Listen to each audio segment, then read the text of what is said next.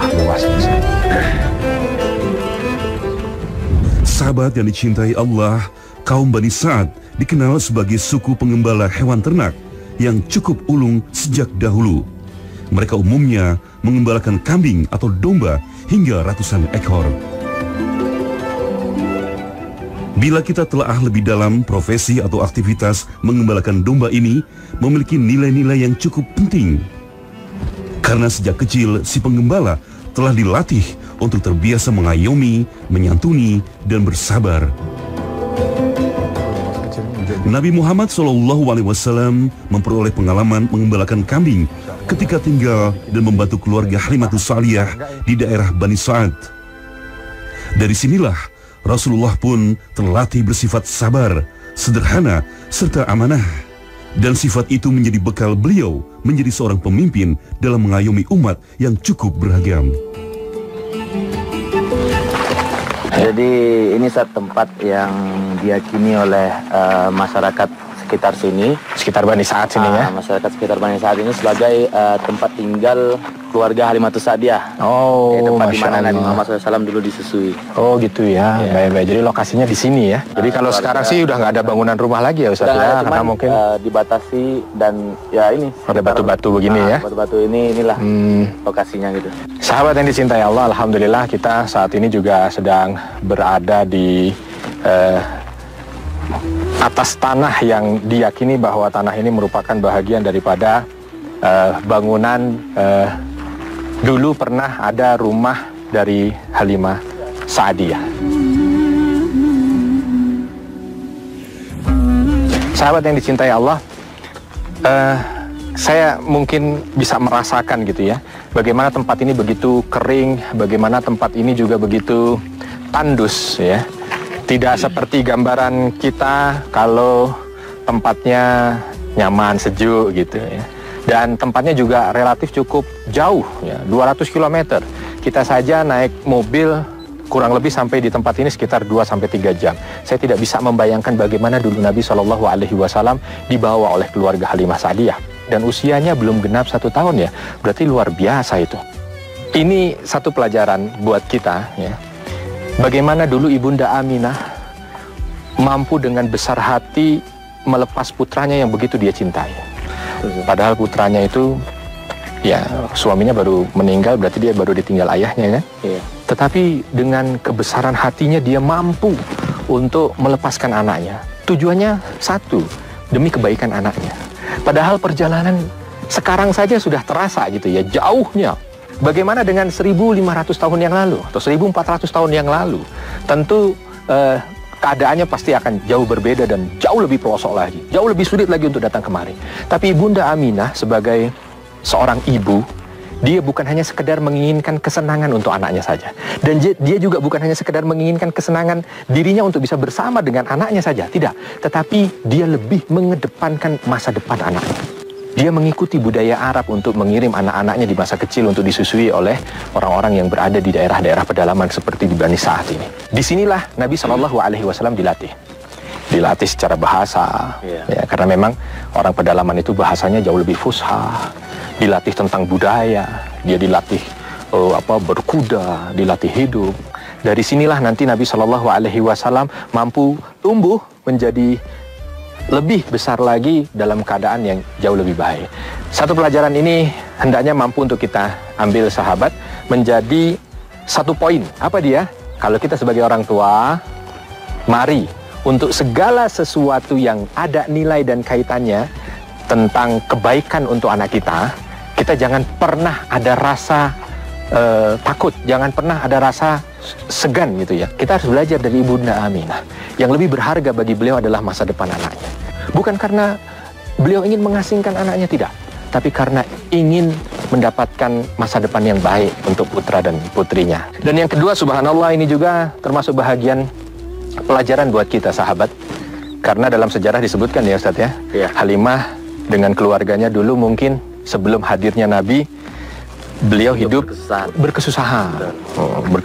Tapi begitu Nabi datang, semuanya dimudahkan oleh Allah.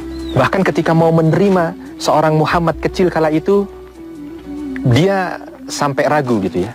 ikut atau tidak, atau diambil atau tidak gitu ya Ustaz ya. Tapi ternyata subhanallah, tunggangannya yang jalan dari Bani Sa'ad sampai ke Mekah itu sampai terakhir karena kurusnya tunggangan dan dia tidak punya cukup bahan makanan, bahkan anak perempuan yang dia bawa itu pun terus menangis gitu ya. Ternyata begitu balik ke sini ceritanya lain.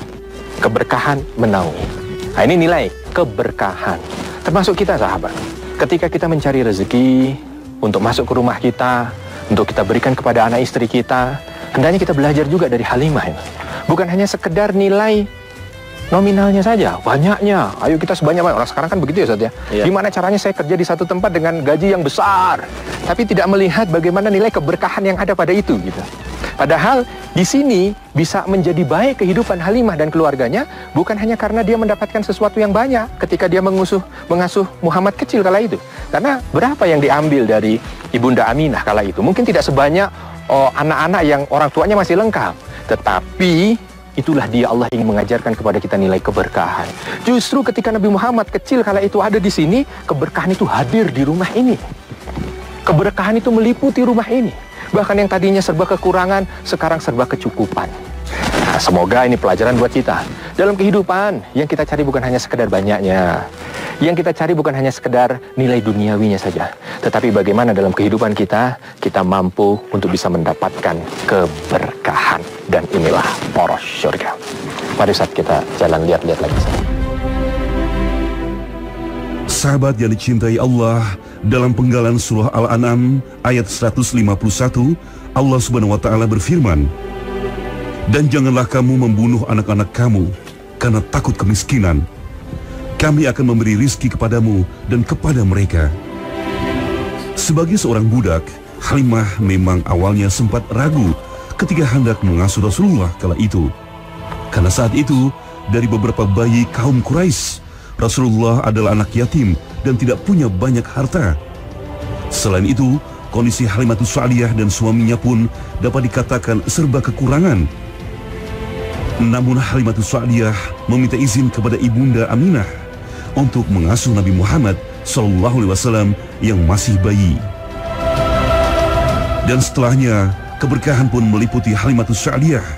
Bahkan masyarakat Bani Sa'ad lainnya kala itu seperti yang telah dijanjikan oleh Allah Subhanahu wa taala. Sahabat yang dicintai Allah, ini juga satu peristiwa besar seperti yang disampaikan oleh Ustadz Said tadi. Kalau ini merupakan tempat ya, memang tempatnya tidak tahu posisinya di mana, beliau tadi bilang begitu. Tetapi yang jelas berada di Bani Sa'ad ini ya, berada di kampung Bani Sa'ad ini, bahwa Nabi SAW kala itu di usia kurang lebih 4 tahun ya Ustadz ya, dibelah dadanya ya oleh Jibril, lalu dibersihkan hatinya ya. Nabi SAW sampai seperti itunya disiapkan oleh Allah Subhanahu wa taala untuk mampu menjadi manusia yang terbebas dari belenggu syaitan, karena beliau akan menjadi manusia mulia. Memang kita tidak mungkin dibelah dadanya Ustaz ya, nggak mungkin malaikat Jibril datang ke kita belah dada supaya kita jadi mulia, tidak. Tetapi yang bisa kita lakukan adalah kita membersihkan hati kita pribadi. Sama, siapa yang tidak mau kan diantara kita menjadi manusia mulia? Saya, Ustaz Said, dan sahabat sekalian pasti menginginkan menjadi manusia mulia. Mulia di hadapan manusia, mulia di hadapan Allah Subhanahu wa taala. Dari Bani Sa'ad ini kita belajar. Sahabat yang dicintai Allah, alangkah baiknya kalau kita mulai introspeksi diri dengan segala macam bentuk amal soleh yang kita kerjakan. Ya. Coba deh, kalau kita sadar dengan kondisi yang seperti itu dan kita tahu bahwa kesombongan kita, riya kita, sum'ah kita itu menghancurkan amal kita, maka coba kita latih. Bagaimana ketika kita beramal, yang kita harap itu hanya ridho Allah SWT. Ketika kita mampu melatihnya, maka saat itu kita sedang membelah dada kita, membersihkan hati kita. Mudah-mudahan dengan kesadaran kita untuk senantiasa membersihkan hati kita, maka insya Allah Allah mampukan kita menjadi orang yang mulia di dunia dan di akhirat. Dan inilah poros surga. Kita jalan lagi, Ustaz. Sahabat yang dicintai Allah, Allah Subhanahu wa taala telah menciptakan manusia dalam kondisi sebaik-baiknya dengan segala potensi yang dianugerahkan kepada manusia tersebut, yaitu berupa potensi jasmani, rohani, dan akal sebagai modal dalam mengarungi kehidupan. Namun dalam penciptaannya, manusia pada dasarnya adalah makhluk multidimensi, di mana selain berupa wujud fisik atau jasad, manusia memiliki unsur-unsur lain seperti ruh, nafsu, akal, dan juga kalbu atau hati. Sehingga karunia itu membedakan manusia dengan makhluk lainnya. Dari Abu Hurairah diriwayatkan oleh Muslim radhiyallahu anhu, Rasulullah shallallahu alaihi wasallam pernah bersabda, "Sesungguhnya Allah tidak melihat pada rupa dan harta kalian, namun yang Allah lihat adalah hati dan amalan kalian." Dengan begitu, penting sekali keutamaan hati seseorang di hadapan Allah Subhanahu wa Ta'ala. Karenanya, Rasulullah pun dibersihkan hatinya oleh malaikat Jibril ketika kecil, demi menyiapkan beliau menjadi seorang pemimpin sekaligus menyampaikan wahyu kepada umatnya. Sebab, kadangkala hati seseorang dapat mengeras layaknya batu atau lebih keras daripada itu, sehingga seseorang akan jauh dari rahmat Allah Subhanahu wa Ta'ala. Maka dari itu, Allah pun berfirman tentang keselamatan kita sebagai manusia atau umatnya pada hari kiamat kelak. Seperti yang tertuang dalam Al-Quran, Surah Asy-Syura ayat 88 hingga 89. Di hari yang mana harta dan anak-anak lelaki tidak berguna, kecuali orang-orang yang menghadap Allah dengan hati yang bersih.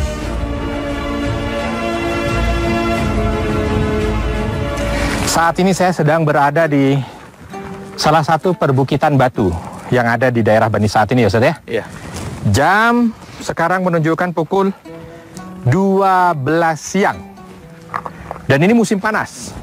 Ya.